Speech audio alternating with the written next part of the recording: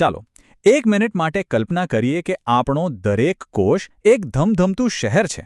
એમાં ફેક્ટરીઓ છે, ટ્રાન્સપોર્ટ સિસ્ટમ છે અને સતત એનર્જી બને છે અને વપરાય છે. પણ કોઈ પણ વ્યસ્ત શહેરની જેમ અહીં પણ કચરો તો ભેગો થાય જ ને, જેમ કે જૂના ભાગો, તૂટેલા મશીનો અને બહારથી આવેલા ઘૂસણખોરો.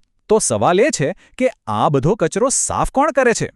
અને આ સવાલ છે ને એ નાનો સૂનો નથી, કારણ કે જો આ કચરો સાફ ન થાય તો કોષ બીમાર પડી શકે છે અને ધીમે ધીમે કામ કરવાનું પણ બંધ કરી શકે છે, જેના પરિણામો ખૂબ જ ગંભીર હોઈ શકે છે. તો આ સફાઈની આખી જવાબદારી કોની? એ છે આ માઇક્રોસ્કોપિક હીરોની, લાઇસોઝોમ. આ નાનો ગોળ અંગક આપણા કોષનો સુપર સફાઈ કામદાર છે, જે કોષમાં બધું બરાબર ચાલે એનું ધ્યાન રાખે છે. તો આ લાઇસોઝોમ છે શું? બરાબર ને? એને તમે એક નાનકડી પણ ખૂબ જ પાવરફુલ રિસાયકલિંગ બેગ જેવું સમજી શકો. એની અંદર પાચક ઉત્સેચકો એટલે કે ખાસ પ્રકારના કેમિકલ્સ ભરેલા હોય છે, જે કોષના કોઈપણ બિનજરૂરી કચરાને તોડી નાખે છે. અને એટલું નહીં, એમાંથી કામના ભાગોને ફરીથી વાપરવા માટે અલગ પણ પાડે છે. પણ સવાલ એ છે કે આટલી જબરદસ્ત રિસાયકલિંગ બેગ બને છે ક્યાં અને કેવી રીતે? જુઓ, એની બનાવટ કોઈ એવી તેવી પ્રક્રિયા નથી, પણ કોષની એક આખી એસેમ્બલી લાઇનનો ભાગ છે. ચાલો આ અદ્ભુત પ્રોડક્શન પ્રોસેસને સમજીએ. તો આખી વાર્તા શરૂ થાય છે એન્ડોમેમ્બ્રેન સિસ્ટમમાં. આને તમે કોષનું ઇન્ટરનલ પ્રોડક્શન અને ટ્રાન્સપોર્ટ નેટવર્ક કહી શકો. એના બે મુખ્ય ખેલાડીઓ છે. એક એન્ડોપ્લાઝમિક રેટિક્યુલમ, જેને આપણે ટૂંકમાં ER કહીશું, જે કોષની પ્રોટીન ફેક્ટરી છે. અને બીજું ગોલ્ગી ઉપકરણ, જે કોષનું પેકેજિંગ અને શિપિંગ સેન્ટર છે. લાઇસોસોમના સૌથી પાવરફુલ હથિયાર છે એના પાચક ઉત્સેચકો. અને આ હથિયારો બને છે ખરબચડા એન્ડોપ્લાઝમિક રેટિક્યુલમ એટલે કે RER પર. હવે એને ખરબચડું કેમ કહેવાય છે ખબર છે? કારણ કે એની સપાટી પર રિબોઝોમ્સ નામના નાના નાના દાણા ચોંટેલા હોય છે, જે પોતે જ પ્રોટીન બનાવવાની નાની ફેક્ટરીઓ છે. અને આ ઉત્સેચકો બીજું કંઈ નહીં પણ પ્રોટીન જ છે. તો જેવું RERમાં ઉત્સેચકો તૈયાર થાય એટલે તરત જ એમને મોકલી દેવાય છે એમના આગલા સ્ટોપ પર, ગોલ્ગી ઉપકરણ. આને તમે કોષની પોસ્ટ ઓફિસ કે પેકેજિંગ સેન્ટર સમજી લો. અહીં પ્રોટીનને બરાબર પેક કરીને એમના ફાઇનલ ડેસ્ટિનેશન પર મોકલવા માટે તૈયાર કરાય છે. તો આખી પ્રોસેસ આમ જુઓ તો 4 સિમ્પલ સ્ટેપ્સમાં થાય છે. પહેલું, RERની પ્રોટીન ફેક્ટરીમાં ઉત્સેચકો બને છે. બીજું, એમને ગોલ્ગી ઉપકરણ એટલે કે પેકેજિંગ સેન્ટરમાં મોકલાય છે. ત્રીજું, ગોલ્ગીમાં એના પર ફાઇનલ ટચઅપ થાય છે અને એમને સોર્ટ કરાય છે. અને ચોથું, છેવટે એમને એક નવી બેગમાં પેક કરી દેવાય છે, અને એ જ છે આપણો લાઇસોઝોમ. અને આ આખી જે પ્રોસેસ છે ને, એ એકદમ પરફેક્ટલી કોઓર્ડિનેટેડ હોય છે. ERમાંથી ઉત્સેચકોથી ભરેલી નાની કોથળીઓ, જેને વેસિકલ્સ કહેવાય છે, એ છૂટી પડે છે. આ વેસિકલ્સ ગોલ્ગી ઉપકરણ સુધી પહોંચીને એની સાથે જોડાઈ જાય છે.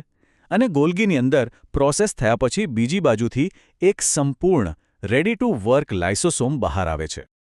ચાલો, તો હવે આપણી સફાઈ ટુકડી એકદમ તૈયાર છે. હવે એ જોઈએ કે આ પાવરફુલ લાઇસોઝોમ કોષમાં ખરેખર કયા કયા કામ કરે છે. લાઇસોસોમની ટુ ડુ લિસ્ટ જુઓ તો એ ખાસ્સી લાંબી છે. એ ખોરાકના મોટા અણુઓને પચાવે છે, કોષના જૂના કે તૂટેલા ભાગોને સાફ કરે છે, જેને ઓટોફેજી કહેવાય છે. એટલું જ નહીં, એ બહારથી આવતા બેક્ટેરિયા કે વાયરસ જેવા દુશ્મનોનો પણ સફાયો કરે છે અને જરૂર પડે તો કોષની દિવાલનું રિપેરિંગ પણ કરી લે છે. અને આપણી ઇમ્યુન સિસ્ટમ માટે લાઇસોઝોમ કેટલા જરૂરી છે એનું તો આ એકદમ બેસ્ટ ઉદાહરણ છે. જ્યારે કોઈ મેક્રોફેજ, જે આપણા શરીરનો એક સૈનિક કોષ છે, એ કોઈ બહારના બેક્ટેરિયાને પકડે છે ત્યારે એ તેને ગળી જાય છે. આ પ્રોસેસને કહેવાય છે ફેગોસાઇટોસિસ. પછી તરત જ લાઇસોઝોમ આ બેક્ટેરિયમ સાથે જોડાઈને પોતાના પાચક ઉત્સેચકો એના પર છોડી દે છે અને બસ, ઘૂસણખોરનો ત્યાં જ ખાત્મો. પણ વિચાર આવે કે આ લાઇસોસોમ આટલું બધું અસરકારક કેવી રીતે છે? આટલી શક્તિ એનામાં આવે છે ક્યાંથી? તો આ રહસ્ય છુપાયેલું છે લાઇસોસોમની અંદરના વાતાવરણમાં, જે અત્યંત શક્તિશાળી અને એસિડિક હોય છે. વાત એમ છે કે લાઇસોસોમની જે દિવાલ હોય છે ને, એમાં એક ખાસ પંપ લાગેલો હોય છે, પ્રોટોન પંપ. આ પંપ સતત એનર્જી વાપરીને કોષરસમાંથી હાઇડ્રોજન આયનોને એટલે કે H+ ને અંદરની તરફ ખેંચતો રહે છે. આ સતત પમ્પિંગને કારણે લાઇસોસોમની અંદરનું વાતાવરણ ખૂબ જ એસિડિક બની જાય છે. અને આ જ વાતાવરણ એના ઉત્સેચકોને એક્ટિવ કરવા માટે જરૂરી છે. અને આનાથી શું થાય છે? એક બહુ જ મોટો ફરક પડે છે. લાઇસોસોમની અંદર પીએચ હોય છે લગભગ 5, જે એસિડિક છે. જ્યારે કોષમાં બહારની બાજુ એટલે કે સાઇટોસોલમાં પીએચ લગભગ 7 એટલે કે ન્યુટ્રલ હોય છે. આનો સીધો અર્થ એ છે કે લાઇસોસોમના ઉત્સેચકો ફક્ત અંદરના એસિડિક વાતાવરણમાં જ ચાલુ થાય છે. બહારના ન્યુટ્રલ વાતાવરણમાં તે તરત જ બંધ થઈ જાય છે, મતલબ કે નિષ્ક્રિય. આ ખરેખર કુદરતની એક અદ્ભુત સેફ્ટી સિસ્ટમ છે.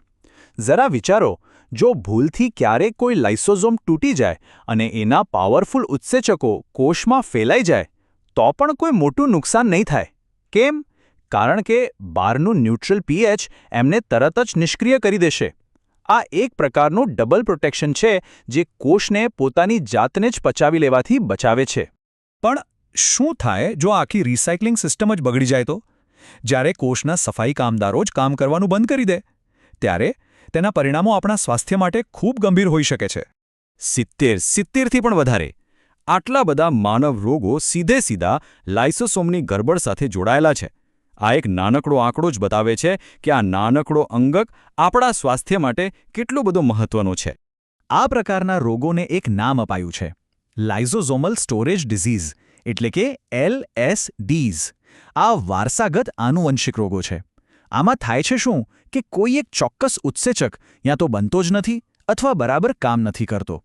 આના કારણે જે કચરાને એણે સાફ કરવાનો હોય એ લાઇસોસોમની અંદર જમા થતો જાય છે અને ધીમે ધીમે કોષ માટે ઝેરી બની જાય છે. પણ સારી વાત એ છે કે સાયન્સ આનો સામનો કરવા માટે સતત નવી રીતો શોધી રહ્યું છે. મુખ્ય સારવારોમાં એન્ઝાઇમ રિપ્લેસમેન્ટ થેરેપી એટલે કે ERT છે, જેમાં જે ઉત્સેચક ખૂટે છે તેને સીધો જ શરીરમાં આપવામાં આવે છે. એ સિવાય સ્ટેમ સેલ ટ્રાન્સપ્લાન્ટ અને સબસ્ટ્રેટ રિડક્શન થેરેપી જેવી એડવાન્સ સારવારો પણ આશાનું કિરણ બની રહી છે. અને આ બધી વાત આપણને એક મોટા સવાલ પાસે લાવીને ઊભા રાખે છે. શું ભવિષ્યમાં એવું શક્ય બનશે કે આપણે આ કોષીય રિસાયકલર્સને ખરાબ થાય તે પહેલાં જ રિપેર કરી શકીએ? લાઇસોસોમની આ નાનકડી દુનિયા આપણને એ જ યાદ અપાવે છે કે જીવનની મોટામાં મોટી સિસ્ટમના મૂળમાં પણ સ્વચ્છતા અને વ્યવસ્થા કેટલી જરૂરી છે.